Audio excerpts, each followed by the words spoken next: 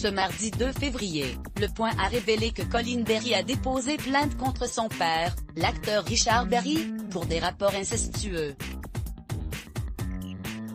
Il s'agit de la fille aînée de l'acteur, née de sa relation avec la comédienne Catherine Nigel. Aux yeux des Français, Richard Berry est une vedette de cinéma.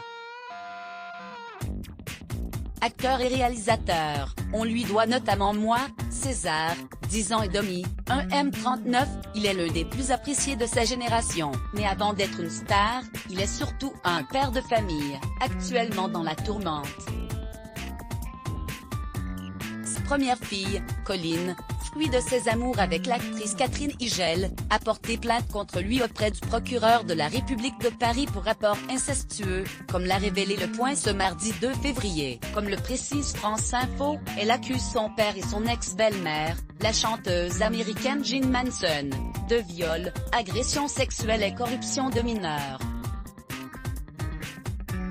Des faits que réfute fermement Richard Berry, l'assurant de tout son soutien. Catherine Nigel a assuré à l'hebdomadaire « Je suis aux côtés de ma fille ». Fille de l'animateur de radio Pierre Nigel et de Jacqueline Bellemare, la sœur de Pierre Bellemare, Catherine Nigel est elle aussi une actrice.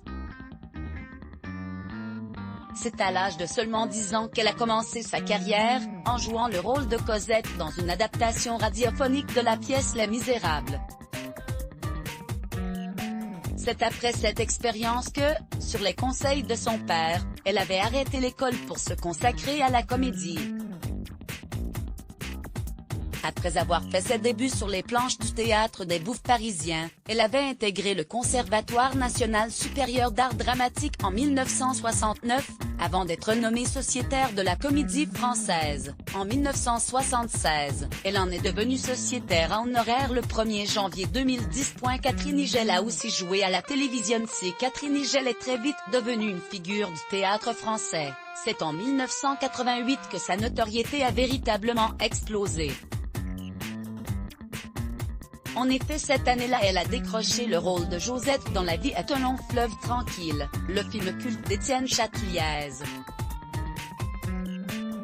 Une expérience qui lui a permis par la suite de jouer dans plusieurs films à succès, dont Gazon maudit en 1994, L'homme est une femme comme les autres en 1998 ou encore Un baiser papillon, en 2011.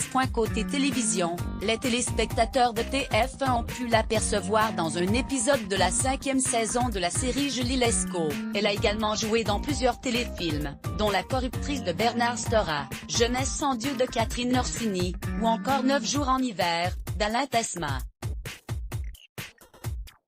Let's block ADS. Why?